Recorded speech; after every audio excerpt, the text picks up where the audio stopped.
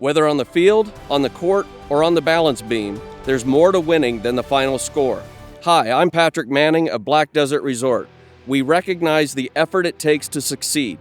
That's why we are proud to partner with the Utah Checkdown, the podcast that tells you the story before the game, then gives you a recap of what happened when it's all over. The grit, the glory, and the disappointments. Join us for stories of Utah's finest athletes and coaches. Thanks for listening.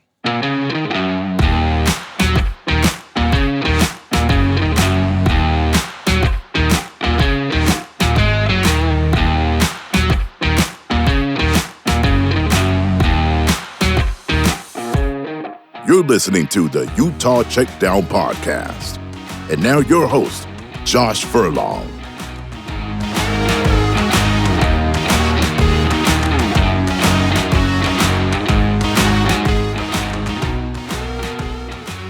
Welcome back to another edition of the Utah Checkdown podcast. I am Josh Furlong. Happy to be with you today.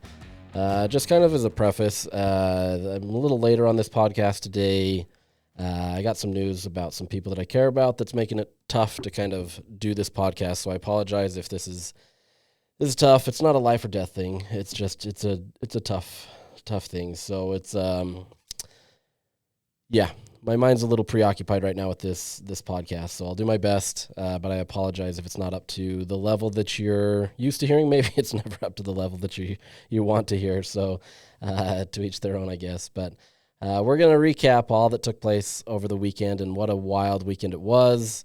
There's a lot to cover, and I don't know that we'll be able to get everything, just honestly, because of how much took place. So before we start, let me tell you about our partners, Black Desert. At Black Desert Resort, you can truly indulge in luxury your way. Whether you choose a sleek studio or an expensive 4-bedroom suite, you're just moments away from teeing off on a championship golf course, savoring top-tier dining, relaxing poolside, or exploring the rugged beauty of southern Utah. Whatever thrill you seek, it's right outside your door. Your journey awaits at blackdesertresort.com. Get lost and find luxury. All right, well, let's dive into this because, as I said, it was quite the wild night. The way that I broke it down is me and my BYU writer. We kind of had it out that whoever's team won, we would write the game story. And so I'm down on the field with 5 minutes left in the game, and by now it's starting to look at that, Utah's probably going to win. They're locking it up. Their defense had played well, even though BYU had come back a bit, but everything was looking in Utah's favor, right? I think I saw some national media tweets too saying like, okay, this is done. BYU is going to suffer their first loss.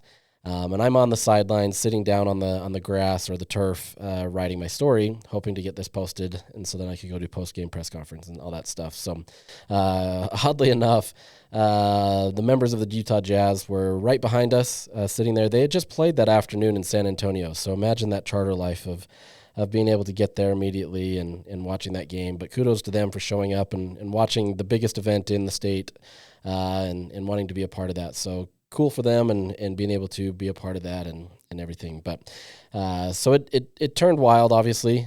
This game was it was fun. It was interesting. It was entertaining. Both teams had something they could be excited about. Teams, honestly, for the most part, Utah really didn't have much to complain about going into maybe the fourth quarter even. Obviously, the second half, wasn't as great, and I'll get into that in a little bit. But, this was a game where if you were a Utah fan outside of the way that it finished, for the most part, you were positive, right? Or at least you could glean a lot more positivity from this game just simply with how Utah played. They showed up as the aggressor. They were doing everything, I don't want to call it the right way. There were mistakes for sure, but they were doing it in a way to win, right? And sometimes Kyle Whittingham-led teams have played not to lose. They get up on a lead, and that's kind of how it happened this week. But for the most part, this was a team, I wouldn't quite say smacked BYU in the mouth, but they definitely controlled the tempo, the aggression, and it was really Utah's to win. Right? I mean, you go into halftime with a 21-10 lead, and things were looking rosy for avoid the pun with Brandon Rose starting, but that seemed like the best word right there. But everything looked great. right? And you knew that if for the next 2 quarters you could get it done, the next 30 minutes, this was going to be a great opportunity for Utah to kind of turn the tide on what has been an unfortunate season for the team. You get to spoil your rivals' undefeated streak at Rice Cycle Stadium, a place that they hadn't won since 2006. It was the perfect storm. And obviously the game didn't end that way. Listening to this now, if you can even go back to listen to this, BYU ends up kicking a 44-yard field goal with 3 seconds left and beating Utah 22-21. So Utah, they didn't score any points in that second half. And like I said, we'll get into that. But before we jump into that, just kind of looking at it, Jake Retzlaff, he threw 15 of 33 for 219 yards. Only completed 45% of his passes. I mean, that defense did really well to limit him, especially when Utah was in man coverage. They really made his life tough. He got some shots off, right, and did really well. But when they shifted to a soft zone, he picked them apart pretty easily and did much better. Utah employed that in the second half a little bit, and he moved the ball downfield really well. And then things changed, and Utah kind of did better. They got havoc plays. They were in the backfield a ton. They were putting pressure on him, which is exactly what they needed to do. If you remember from our podcast last week, is you got to put pressure on him. Retzlaff was not as good if he was under pressure, and you saw that, right? He wasn't fazed by it by any means, but he was definitely under duress, and things were much more of a challenge, and so it was tough. And so completing only 45% of his passes, that's not great. But he did enough to be able to get the win. Brandon Rose gets his first start, throws 12 of 21 for 112 yards, 2 touchdowns, 1 interception, completes at a 57% passing rate. By and large, it was a good effort from him, right? I think the difference there is you saw a little bit more swagger. More than anything is you saw a coaching staff that schemed towards their quarterback and trying to help him. Now, there were some plays that Rose was really decisive on and just decided to tuck the ball and run. Those obviously paid off with big gains, and then he did what he needed to kind of get that lead, right? But at the same time, I don't know that there was anything remarkably different from him versus what you could have schemed with Isaac Wilson. And I'm not going to continue to have this debate, right? Like, I'm not, right? At this point, you've got to play Brandon Rose and come what may. Postseason stuff, whatever happens, you deal with that. Either you're promoting Brandon Rose and he's the full-time starter going into next year. You decide to have that battle, whatever. I'm not going to get into that. We'll save that for another time. But I'm not trying to take anything away from Brandon Rose because I think he handled it very well. And I think you saw kind of a shift in mindset of everybody wants to be in unison. Now, granted, some of that is because this is the BYU game. And so, everybody is kind of on the same front, right? You don't have the same emotions of playing Houston as you do against BYU. That's just the nature of it. So I think he handled the pressure well. That's a tough environment to play in, knowing that this is your heated rival. They're undefeated, and, you get that 21-10 lead, and everything's looking good. The problem is none of that really continued in the second half, and so Utah was still kind of in the same spot that they have been all year, where they're not really executing, not performing, and suddenly you find yourself in the losing column again for 5th straight game. So there's that. But yeah, Will Ferrin, BYU gets them down into their Utah territory. He ends up winning the game with a 44-yard field goal. The rest is history. BYU looked on the brink and looked out of it. I think there was many people that had probably even tweeted that Utah had won that game, and there's a reason why, and we'll get into that. But they end up doing that, and it becomes another one of those games in the rivalry tradition where you're going to look back on and have vast opinions, and it's going to be one that's sealed in your memory forever. I mean, it was one of those things where you hear the crowd noise when you're in the press box. We have closed windows. They don't open them up for us, so we don't get the kind of the open air sound and actually be a part of the environment, but you can still get the general vibe of it, right? But when you're down on the field, we get down on the field 5 minutes left just so we can get to the post-game press conference and avoid kind of the deals with the elevators and stuff like that. You get an opportunity to be on the field and hear the action. And in a game like this one, these become incredibly entertaining because you get to feel the vibe, right? And the vibe at Rice Cycle Stadium was 100% in Utah's favor at that point, right? Utah looked like they were going to win. Everything was going their way. They had BYU backed up inside their 10-yard line. This looked like a Utah team that things had to break for BYU to win. And ultimately, Utah, in their estimation, they did win the game, right? There's a couple of controversial plays that kind of changed the tone of that. But that vibe was 100% in Utah's favor throughout the entire portion of that. BYU fans were loud, don't get me wrong. They showed out. It wasn't as bad as I think many people were expecting. A sea of blue is what I think people were claiming it was going to be. Utah fans did show out for this and represented, right? That fan base absolutely represented and gave their team a chance. The difference is when those controversial plays changed, suddenly the tone of everything in that stadium changed. And suddenly you had a fan base that didn't feel like that they were necessarily going to win. They were just kind of holding out hope that something would change.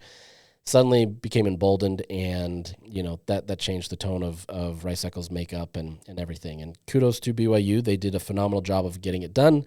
Obviously, this is the second time this year where they've been in these late game situations, and Retzlaff has orchestrated a scoring drive. But for the most part, Utah did its part. The offense, outside of one touchdown that Retzlaff ran in from 1 yard out, they did everything they could. Right? They held them without a scoring touchdown. One of BYU's only touchdowns came on a special teams play. Great block by BYU to be able to open it up and kind of seal it to be able to get the touchdown. And, for the most part, they did everything that they need to. And so it was interesting to kind of see how this shook out, right? So let's just jump into this because there's no real easy way to get into this other than just starting there. So you have the two controversial plays at the very end of the game. There's a little over a minute left in the game. BYU is facing fourth and 10 from inside their 9 yard line. And so Utah has done a tremendous job. Retzlaff snaps the ball, rolls out immediately to his right side to be able to get out of the play because Utah's brought a ton of pressure. They're seeking blood at that point. They're trying to get into the end zone, get that safety to kind of leave no doubt. And then right as, if I remember right, it was Junior Tafuna. No, it wasn't Junior Tafuna. It was, I can't remember. I wrote about it. Now I can't even remember. Right as, it was Logan Fano. Logan Fano, right as he was about to get a sack in the end zone, Retzlaff kind of throws the ball down as the ref on the sideline next to BYU runs out and is saying a timeout was called. Now, that happens. I haven't seen a video of this to see, how long the play had been run. From what I can see from the TV broadcast is the play was run for 6 to 8 seconds, depending on where you see this ref running down the sidelines trying to indicate that the timeout was called. When that timeout was called, I'm not entirely sure. Like I said, I don't have a bird's eye view of that. Usually I try to take an iPad and record a lot of this stuff. But even in that situation, I wouldn't because I was down on the field, and so I wouldn't be able to have that. So I didn't see when the timeout was called, if it was called after the snap. There's some leeway. Sometimes the refs will give a little bit there, but I'm not entirely sure. And we're not getting into that one. That one's not really the one that's in contention, though there are some frustrations with that because you allowed that, right? So 6 to 8 seconds of game time roll off the clock before they officially blow the play dead. But Utah had them set, right? And everything was done. This wasn't, you take the snap and immediately, they blow it dead because of a timeout. This took some time. And so that frustrated, obviously, the crowd. It frustrated the team.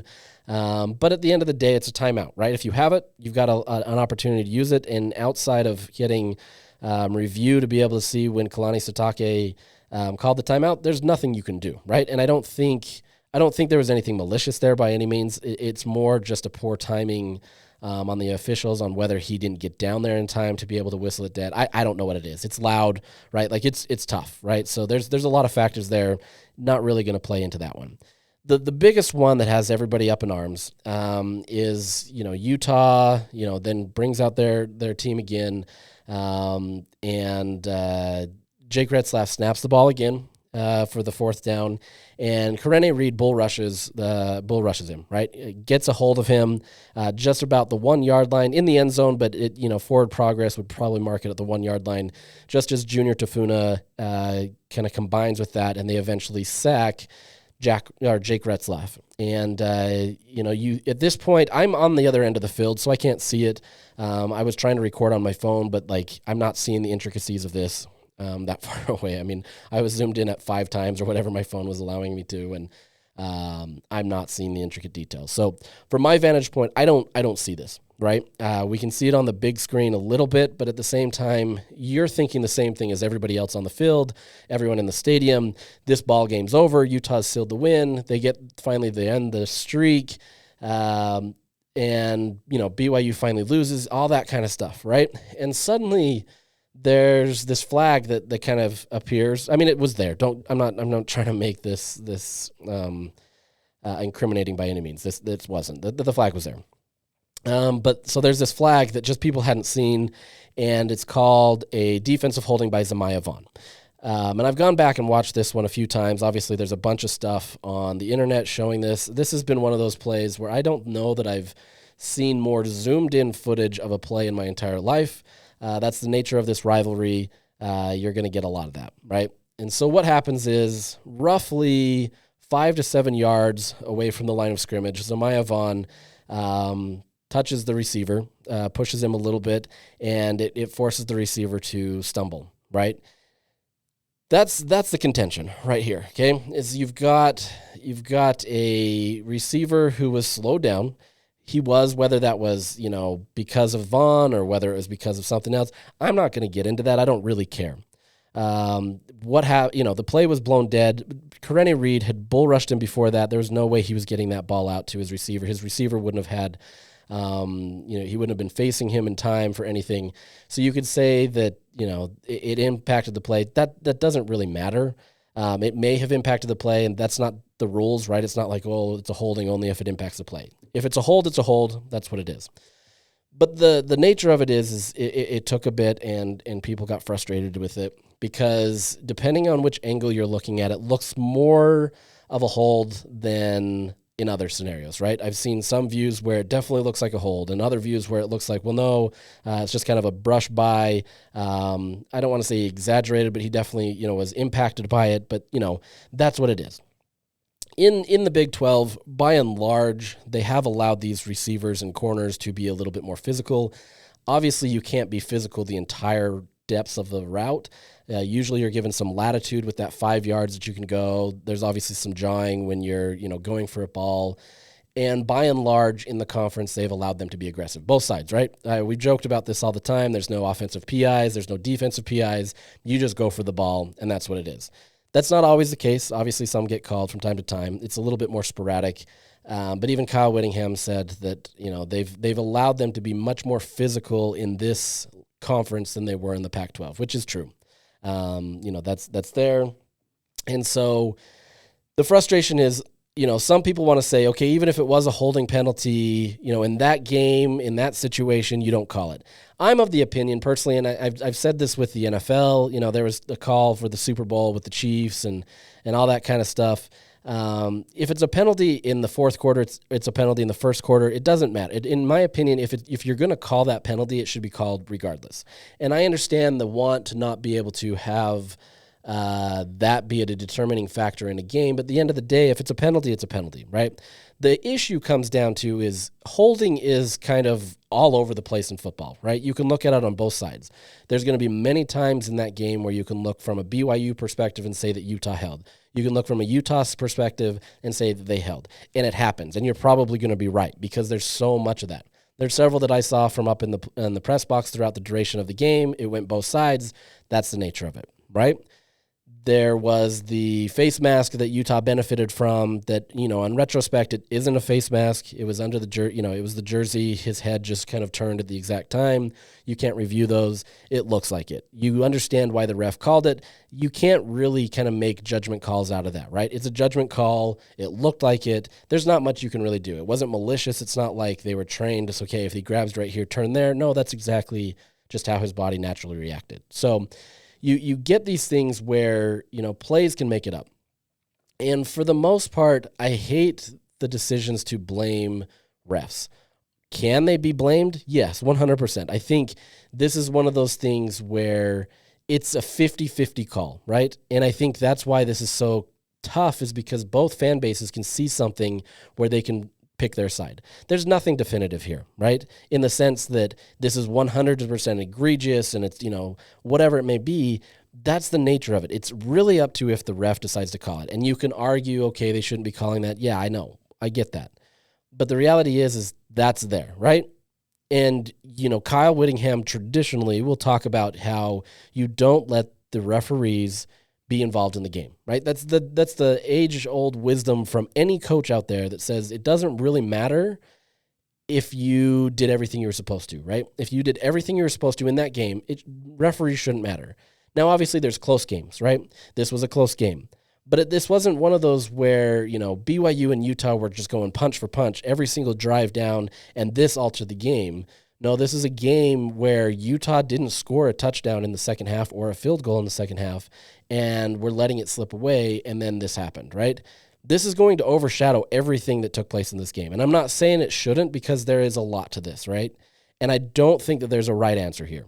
And so if you're wondering what my thoughts on it are, is I don't think there's a right answer, because there are going to be both sides that see it. I understand the opinion of that, you shouldn't call them in these types of situations.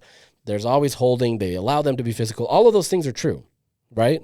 But if a referee decides to call it and say that it is, then it is. Like, there's nothing you can do. Okay, so that's what happens. BYU then gets an automatic first down, which, that's a gut punch, right? You get the penalty.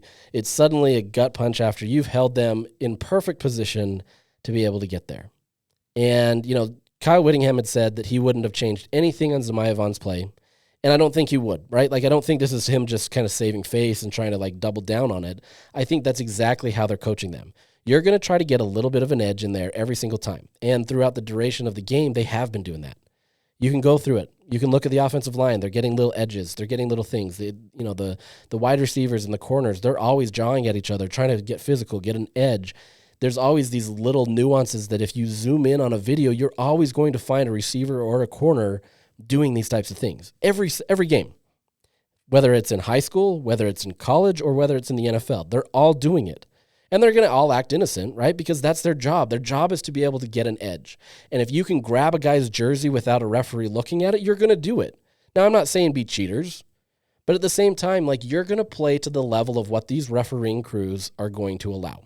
And if you're not trying, in my opinion. If you're not playing to that level where they're going to let you, you're just letting them win, because the other team's going to, most likely.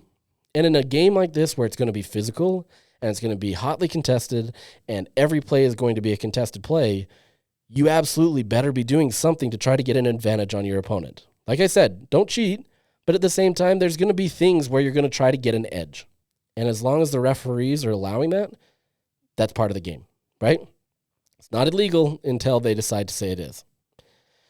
So you get that play. Obviously, it sets off a bunch of emotions, right? It gets people fired up. But at the end of the day, Utah still has, a minute or so. I can't remember the exact time. I think it was actually under a minute at this point where they can stop BYU, not let them drive. Granted, at that point, you've taken the wind out of their sails and really kind of changed the trajectory of the game. Jake Retzlaff throws, Retzlaff throws a pass midfield. Now it's looking, now you've really emboldened the BYU fan base. You've emboldened the team. Everything is there, and all it takes is for them to get a little bit more, and it's field goal territory, and it's tough, right? Utah, it's tough to ask your defense to be able to stop in that type of scenario, because this isn't, stopping for a touchdown. This is stopping for a field goal, and it's just not that easy of a play to do.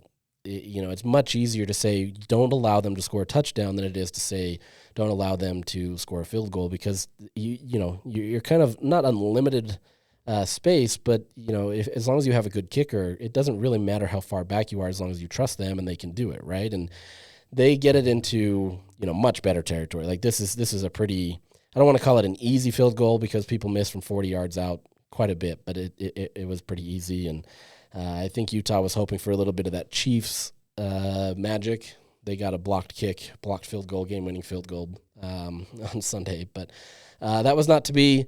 Utah used that one up on a few rivalry games back with Brandon Burton, so this time it was BYU that got it, and obviously they get the win, and everything changes. But as part of that, there were still 3 seconds left on the field, or in the game, and there's chaos, honestly, chaos out there because BYU knows that they've won.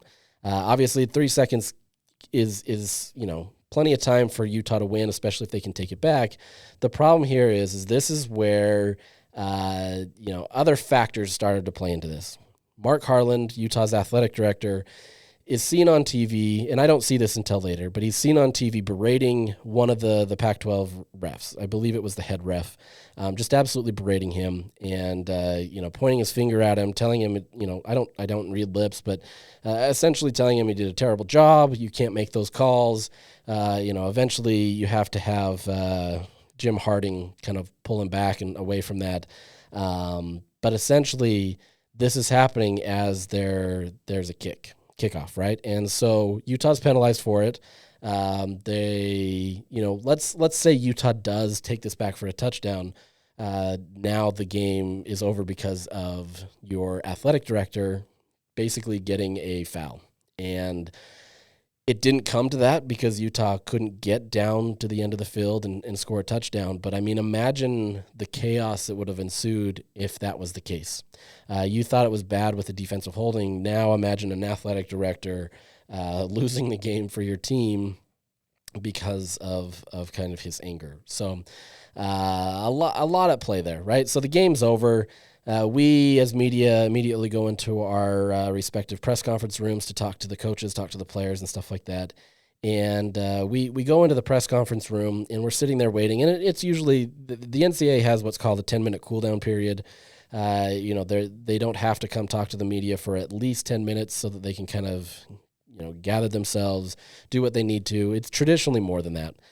Just because it takes time to get this many 100-plus players into a locker room, all the staff, the personnel, they want to talk, they want to do their things and all that kind of stuff. So it usually takes a while. We're usually sitting in that room for quite a bit.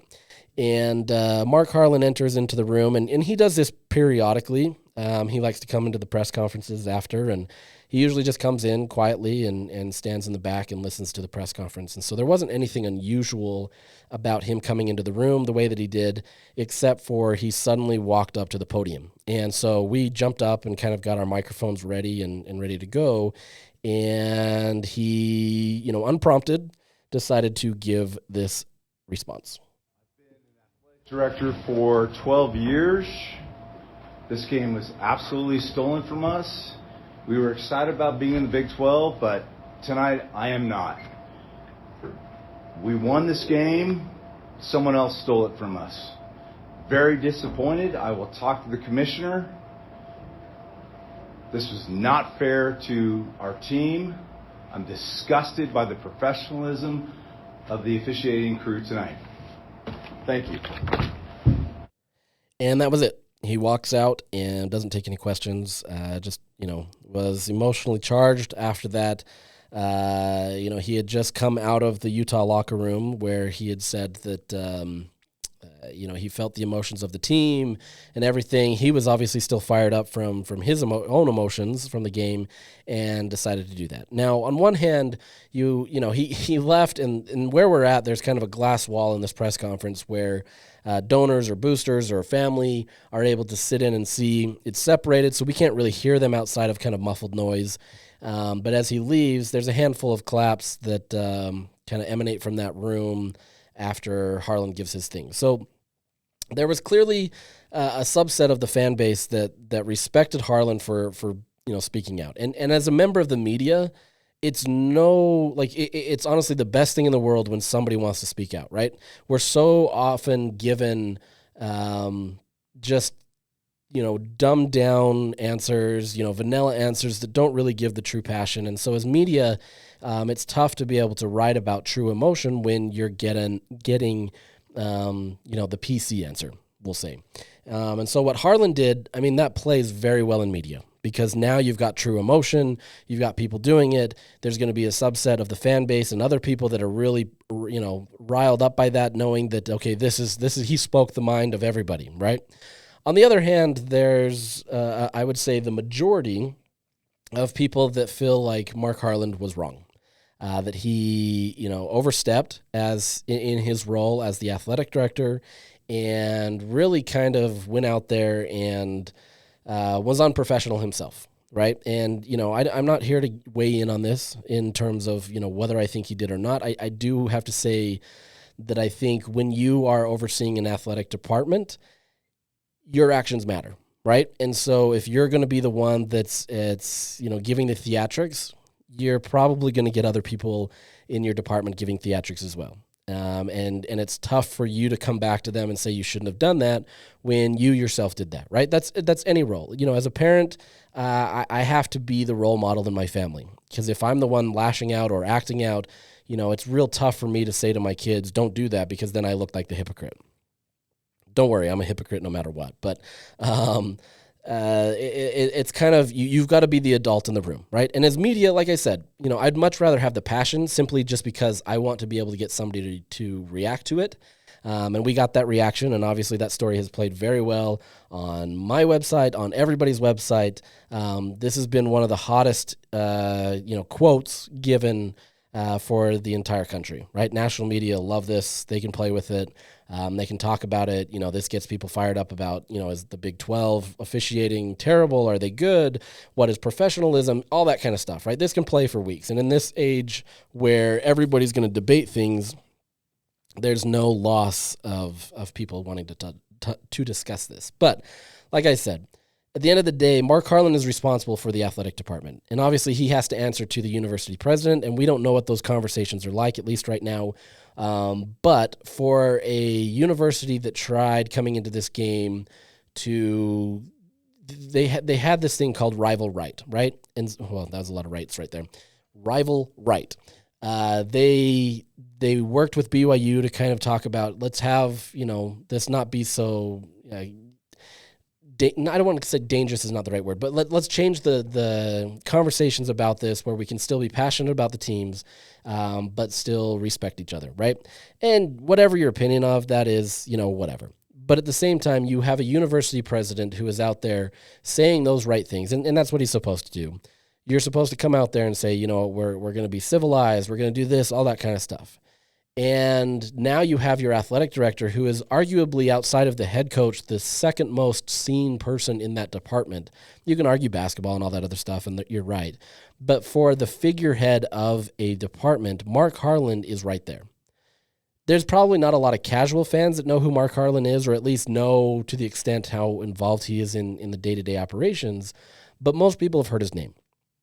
And so when you've got one of your lead guys going out there and saying what he did, that's going to put, some focus on your university. And now you go from a game that was incredibly entertaining and incredibly fun to now being the sideshow, right? And now you've got your athletic director who's now in the fray, letting his emotions get involved. And there's going to be people that have their opinions on that. And, like I said, you're going to have your opinions on that. Maybe you see it as a sign of weakness, or you see it as a sign of strength. Whatever you may see, regardless, he's the one that's responsible for the university. Kyle Whittingham is responsible for the football program. Craig Smith and Lynn Roberts are responsible for their respective basketball programs, etc. Right?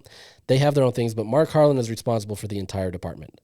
And so he comes out there, and you get some true feelings from him, right? And I think that played into a lot that Utah didn't want to be in the Big 12, is what a lot of people were saying, right? Utah, to some extent, said that they didn't want, not themselves officially, but fans have said they didn't want to be in the Big 12. Now you get your lead guy out there saying that they're not happy to be in the Big 12. Now you're starting to wonder, were they ever happy to be there, or was this a landing spot for them because they had to? Whatever, we're not going to rehash that. But no surprise. He's fined $40,000 and is publicly reprimanded. The Big 12 said his comments were irresponsibly challenged the professionalism of our officials and the integrity of the Big 12 conference. There's a right way and a wrong way to voice concerns. That's from Brett Yormark. They said, unfortunately, he chose the wrong way. And for the most part, you don't get this kind of reaction, right? $40,000 is actually the highest that's been known, at least in the last decade plus, for a sitting athletic director to be fined. The last three from the Big 12 have been fined $25,000. So this is much bigger. My question is where this fine is going to come from, and I want to dig into that, because if this is Mark's private funds, okay, I don't think people are going to be upset. But if it comes from the university, you might have some people frustrated. But I want to see what that is. But the Big 12 said that if there is a continuation of these types of comments, he will face stiffer penalties. I doubt you get anything more from him. He's going to shell up and not talk about this outside of a statement that he gave where he said, "Last night following our game against BYU, I made clear my feelings related to the game officiating. However, I recognize that there are more appropriate times and avenues to express those concerns, and I accept the consequences of my decision." It's kind of the apology without apology. He didn't, apologize for the comments that he made. He later did say that he is happy to be in the Big 12. But at the same time, those emotions were there, right? And I don't think he has to, redact those comments or play him back and say that he didn't feel that. That's his true feelings, right? But at the same time, he understands, at least in a public setting, that that's not the way to handle it. And maybe this was his plan all along, but who cares what they find me? I'm going to say it, And to some extent, I appreciate that. If you really want to make a point and that's what you want to do, say it. Now, there's better ways you probably could have handled that, and there's probably better ways that you could have done it. But that's the way that he chose to do it, And I know there's many people that you want to use this case and many other things to have the university let him go. I'm not here to advocate for that. That's not my job, right? My job is to report on this stuff and do all that stuff. But I do see what's happening in the sentiment from the fan base, where they look at this as a for-cause situation where you can say we want him out of the contract, right? I would be surprised if that's the case. I don't think that's the direction that the university wants to go, but, things are crazy in college football or college athletics, and anything is possible. So I don't want to say that this is the last we hear about this, but it probably will be. But once again, I just think this comes down to, you've got your figurehead who is saying these comments, and if he's saying that, Kyle Whittingham came into the press conference after. He had no idea what Mark Harlan did. It's not like they had this orchestrated thing to say, okay, now you go. Kyle was probably the most frustrated I've seen him in a very long time, probably the most that I've ever seen him. And I've been covering him since roughly 2011, 2012 fully. And this is honestly one of the most frustrated I've ever seen him. He gets in there. He declined to get into his true feelings on everything outside of, just saying it was ridiculous out there, saying that this was, a tough situation, said it wasn't on his players. That's kind of the situation. He danced around it without saying what Mark Harlan did, right? And for the most part, that generally plays. That's what most people want to say, and nobody's going to fine him for that kind of stuff, or at least he shouldn't be fined for that kind of stuff, because he can have his own opinions on that without fully directing the refs. At the end of the day, Whittingham, it was a short press conference. He was fired up. And as he was leaving, it looked like, from the video, I haven't actually seen the video. I was there in the press conference, so I don't need to see the video necessarily. But as he did it, a chair was kind of thrown to the ground. The reality is anybody that has heard about this, they have 4 chairs up there for players. Usually we get 4 players. That day, Saturday, we got 2. But they have 4 chairs up there that he has to kind of navigate through to be able to sit down and give his press conference. So as he got up, one of those chairs kind of got caught on the other, and, he's frustrated, and so he kind of tried to move it out of the way, and he moved it out of the way with a little bit more force than I think he even intended, and it just fell, back, and it looked like he threw a chair. That's not the case. That's not who Kyle is. Yes, he was frustrated. Yes, he probably wanted to throw the chair across the room. But it was just more situational, and that's what it is. So if you've heard it or if you've seen it, he wasn't directly trying to throw a chair there. Once again, I'm not trying to apologize for him. That's not the thing. It was just, you saw a frustrated guy that got kind of in a sticky situation with the chairs, and that's what it is. So you have him who's, answering for that. You have two players that got on to the podium. You had Brandon Rose and Smith Snowden. Smith Snowden specifically was asked about the instance because it was on defense, handled it very well, a very mature answer, basically declined to say anything in relation to that. It's not his call. He just goes out there and plays football. He did it the right way, as a lot of people think. But at the end of the day, you had your athletes that held their composure much more than, their athletic director. And that therein is lies the problem. Is you have all these things where earlier in the week you had Jalen Glover that was asked to apologize for saying F BYU in some comments that he made with us, and another player was asked to apologize for his comments towards something else, and they did. But at the same time, you have an athletic director that is doing the same thing. So it's a tough look, right? Like, it's not easy. That's going to overshadow a lot of what happened on the field. And that's why I say, as much as those two plays and really just the one play are going to be what everybody talks about, that's not what lost Utah the game. Sure, in the true sense of the word, that the game came down to that, you can say that because Utah had the game won, everything. So yes, that did happen. But at the same time, this wasn't a situation where Utah still didn't have time, right? They had time, and I understand. Like, I went into it. The nuances of that, in the sense where it's tough for a defense, where suddenly now you thought you won a game and now you have to go back out there. That's a tough situation, right? At the end of the day, they couldn't get it done. BYU wins. But I wouldn't even say anything up to that. That second half completely changed for Utah. And as much as you want to blame refs because that's the easy answer, it's the thing that's most fresh on your mind, it was the offense in the second half that completely changed. There was some defensive things that changed too, right? For a moment, Utah would go into their soft coverage or zone coverage, like I said, and that changed, and BYU was able to work very well. When they went into the man, BYU wasn't able to function as highly and didn't do as well.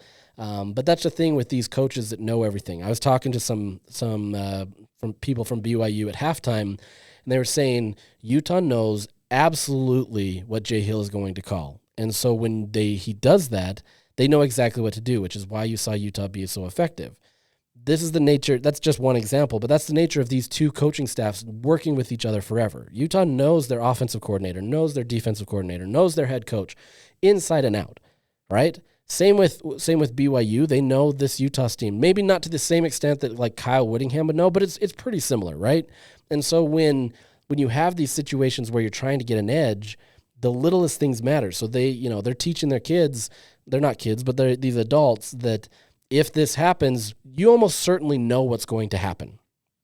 If they decide to bite on this, that this area is going to be completely free and you can go run down the field for that. Or you can get a nice pass because they never do this, because that's their tendencies as an offensive coordinator, defensive coordinator, whatever it may be.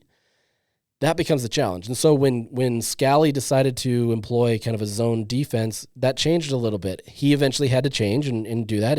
And Morgan, coached up a phenomenal defensive game.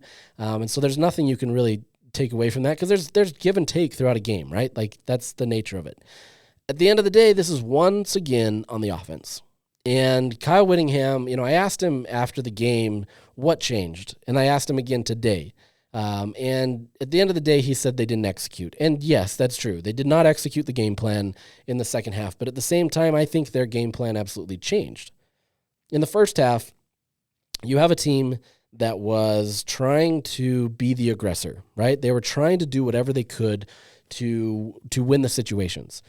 It didn't matter if you were in third down. It didn't matter where you were at. You were going to try to push the tempo, try to push things. And you can say that they got a little too aggressive, especially early on, when you had Brandon Rose, flick it back to Damian Alford, who throws the interception, the first interception of the game, into triple coverage, and suddenly it's a BYU ball.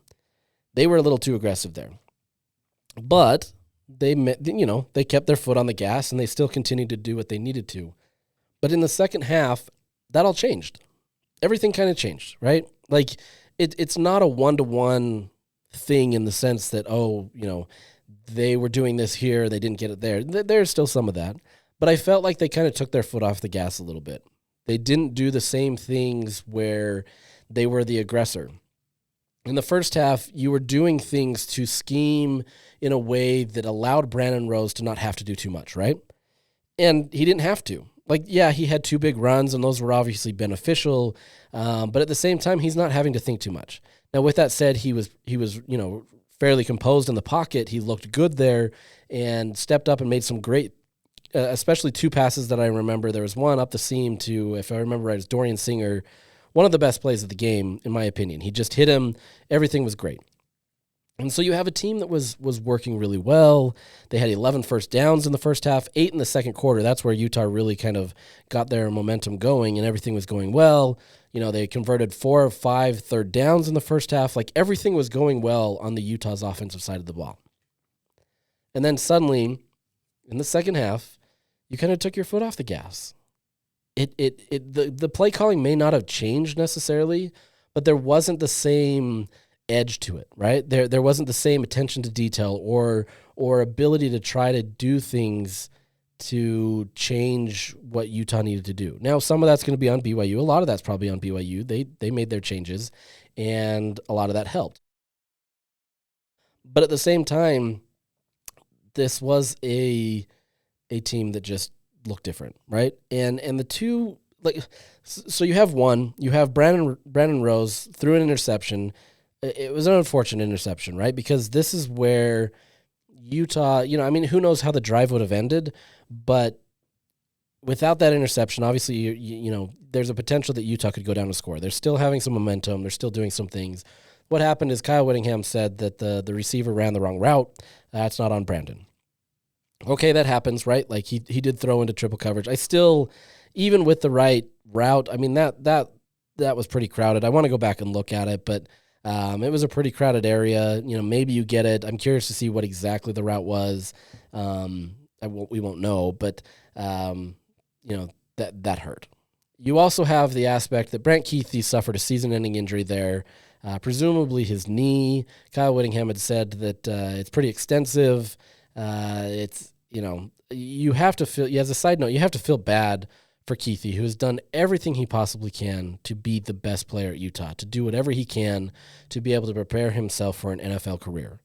And the last few years, he hasn't been able to do it. And there's some people that want to see, Kyle Whittingham even said he was told that he was pushed in the back. To me, it looks like a football play, right? Like, maybe there was contact, maybe, to be honest, it's the same amount of contact that there was with the Zemiah Vaughn. There wasn't a play thrown to him, but it was more just 2 football players that got intermixed, and Keithy fell down. I don't think there was anything, malicious by the BYU defender. I think it was just how the nature played, right? The unfortunate thing is now you have Keithy out with another season-ending injury. I'm really curious to see how this impacts his, future career. His brother had to retire because of injuries. You hope that this doesn't keep him out, but it doesn't look good now, right? You went into this years ago as potentially being the top the top tight end at Utah, and Dalton Kincaid took over and absolutely earned his opportunity to be in the NFL. And Brant, got tied down with injuries, and now you've got another injury that he has to face, where you're getting closer now to the timeline of, the NFL combines and the draft and all that kind of stuff. And teams that have now seen 2 separate injuries, they're going to take a second look at that, right? Like, they're not going to be able to say, this is going to be something we want to manage. And so there's a real potential that this just hurt Keithy's NFL future. And granted, he had to come play, right? Like, he hadn't played football for almost 2 years based on the timeline of when he got his injury the first time. And so you had to put something on tape. And he was doing really well. Everything looked great. There's true potential with Brant Keithy in the NFL. But injuries are not making that easy, and you have to wonder what this does for him, and you have to feel for him because he really had a bright future. And that's not to say that he would have been this star in the NFL or anything like that. That's not to say he still can't be. But I think when you get this many injuries and things happen like that, that's a really tough look. And so despite everything that took place in that game, that was probably the biggest negative of everything. Just knowing that, one, you lose an instant playmaker that has been great for your team, and now his potential as a professional is been significantly impacted. Kyle had said, some other players will step in. Carson Ryan, Dallin Bentley, those are the two that most naturally will get there. Landon King, who, we haven't seen much this year. He's expected to get a little bit more of a bigger role, at least that's what Kyle says. So, there's potential there, but I mean, it's different, right? And, you have to hate what happened with that. So, and that side note, we'll go back into this second half, but all those things impacted it, right? And I don't know the psyche of the team, like when Keithy went down, if that changed something. I personally don't think so because they seemed pretty engaged. But the real killers here is, Utah had, they were 2 of 7 on third downs in the second half. They only had 4 first downs in the second half. They just weren't getting it done, right? They like I said, they stopped being aggressive. And two of the drives that I say would be the most indicative of kind of where they stopped. And I say that knowing that there were opportunities there where the game completely changes if something, works in their favor here. The first is in the third quarter, about midway through the third quarter. Utah gets to BYU's 39-yard line. So, they're not quite in the red zone or anything, but you're I wouldn't say deep into their territory, but you're a good 11 yards into BYU territory with seemingly an opportunity to be able to get on the board. And on second down, maybe it was, third down, second down, sorry, man. Brandon Rose throws a great pass to Mekhi Bernard, who, is running down the sideline, gets the ball essentially in his hands at the 1 yard line by the time it hits him, and he just drops the ball, right? Tough play. Mekhi Bernard's mad about it. It's one of those plays where if it works, everybody's celebrating and it changes the entire tone of the game. But if it doesn't, it shows one more of the frustrations of what happened with the offense. That's a tough play to get, right? It's a ball over the shoulder. Mekhi Bernard did his best to get it. Like, you're not blaming Bernard for that. Like, it was a great play.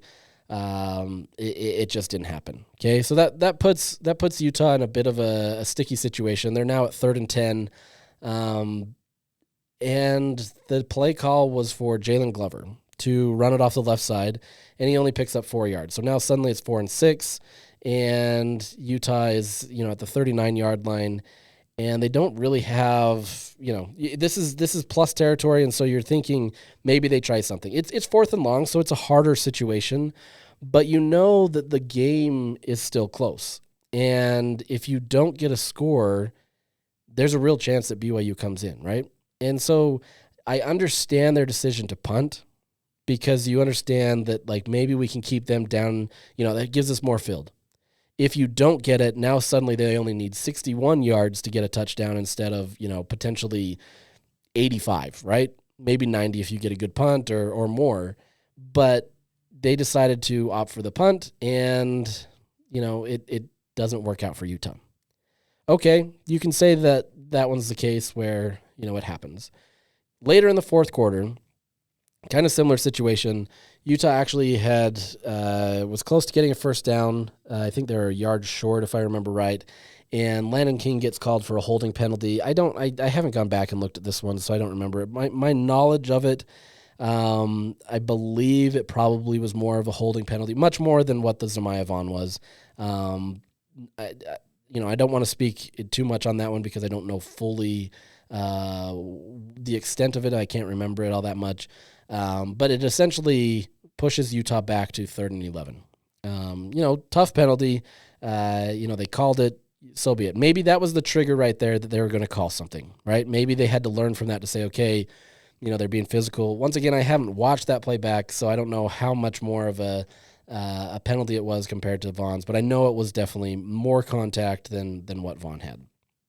So the next time, Brandon Rose then throws a 4-yard pass to Singer on 3rd and 11. Once again, Utah's deciding to throw it short of the sticks in plus territory. And they end up taking a penalty so that they can get back a little bit more and then punt.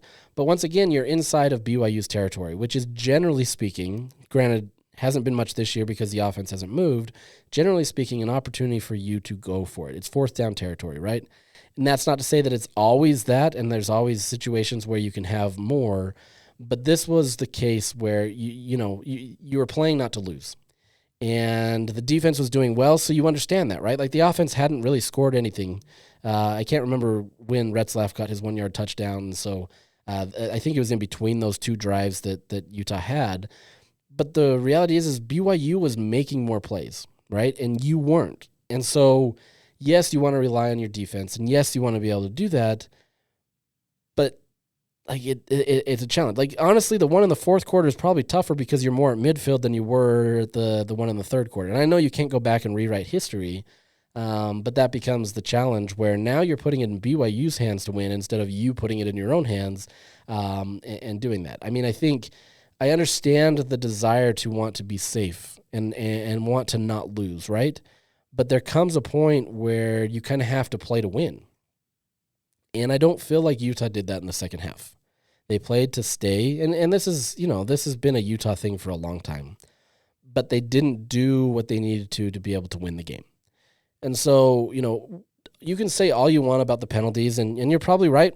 Like, if you want to sit there and complain about the holding penalty, have at it. Because I think you can have a justifiable case, but at the same time, you don't either. Because your offense didn't do anything in the second half. You didn't score any points. You were held scoreless. And you couldn't get the stop when it mattered most.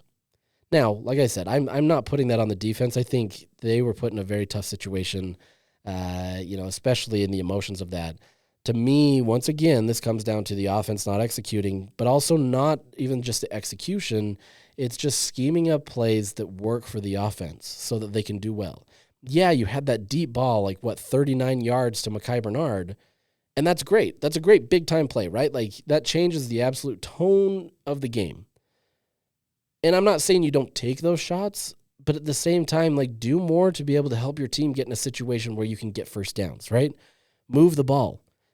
Get in there. I understand getting into the red zone becomes a little bit more compact and it becomes much more of a challenge, but that first half, you were fine. You got a touchdown 20 yards out. Your first touchdown was to Brant Keithy in the front of the end zone on a 20-yard touch. And, it's possible.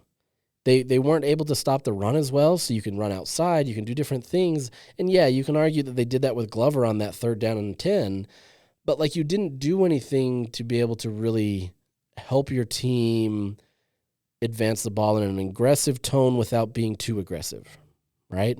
And they became much more safe. And so, as much as you want to point fingers at the refs, I think there's a lot more inward pointing that needs to be done.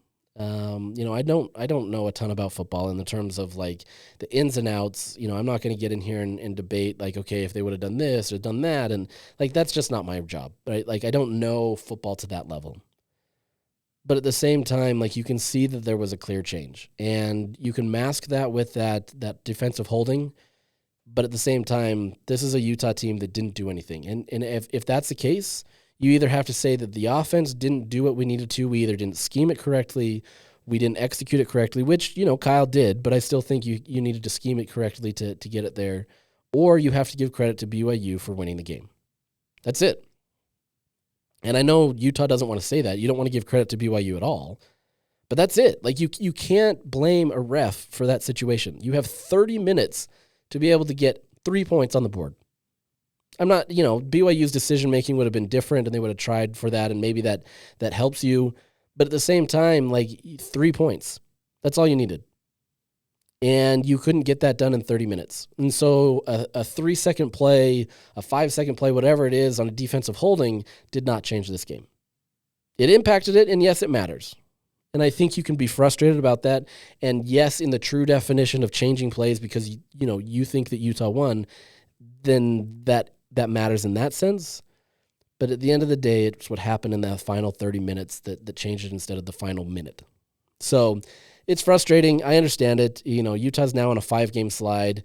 Now they have to battle the emotions of trying to overcome such an emotional game where you had the game.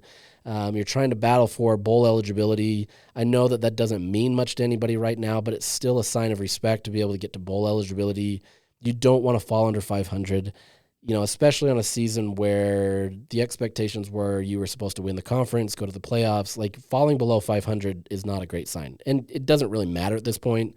I don't think there's much salvaging this for Utah, even if they do get a bowl. But I mean, this puts a lot more pressure on Utah now to either get a win against Colorado, who probably will be in the Big 12 championship game, an Iowa State team that is still contending for it, but has faced back-to-back losses and has shown some weakness. And then you're going in the road to UCF to close out the season. None of that is a situation where you want to be. Beginning of the season, this looked tough, but it's much more tough because of the optics and everything that's gone on. So, not great. This isn't a great situation for Utah, but at the end of the day, we'll see what their resolve is, what these last 3 games are. I know many fans have probably checked out at this point. BYU is kind of the last chance for hope. But I think it'll be curious to see what this does for the team moving forward next year, what changes will be made, all that kind of stuff. So, I hope this was informative for you. I hope that, it helped a little bit. I know it doesn't because your team didn't do what they needed to get a win, knowing that it was a very winnable game. I've heard from some people that they didn't think that BYU was that good after playing that game. I don't think that matters. Personally, I think that BYU is good. The fact that they can come and win shows that they're good.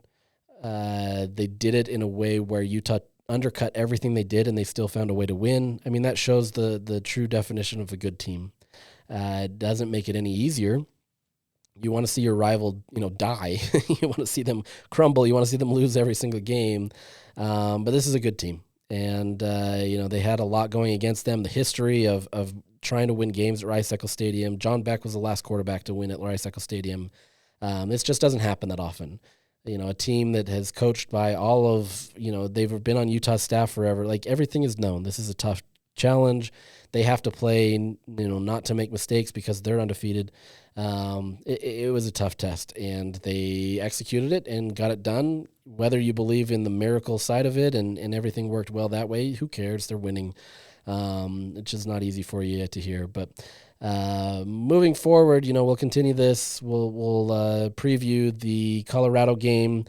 This is the game that, is it the other rivalry? I don't know. I don't know that this is really a rivalry, but I think Colorado's going to have some passion to want to beat Utah here. Obviously, I mean, it makes sense, but I think there's some extra juice there. I don't think it's the same as the BYU-Utah. I know it's not the same as the BYU-Utah, but there's going to be some juice, and Utah's going to try to spoil their season as well. But the question will come down to their resolve and kind of what they're able to do. So we'll check in on Thursday and see what we can do, but we will call that a day, and I hope you have a good week, and we will chat later.